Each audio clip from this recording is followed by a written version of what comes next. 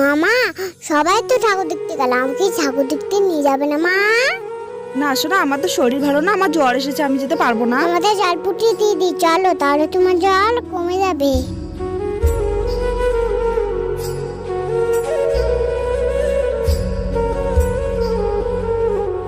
তোমার তো জল ফুটিয়ে দিলাম, আর তুমি উঠবে না। হ্যাঁ তুমি বসে থাকো। হ্যাঁ আমি তোমার সব কাজ করে নেবো। হ্যাঁ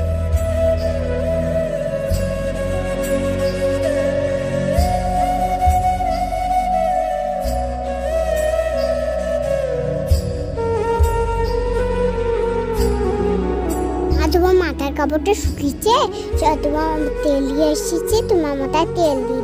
তোমার লাগতেছে, আমি তোমার মাথায় তেল দিয়ে দিছি।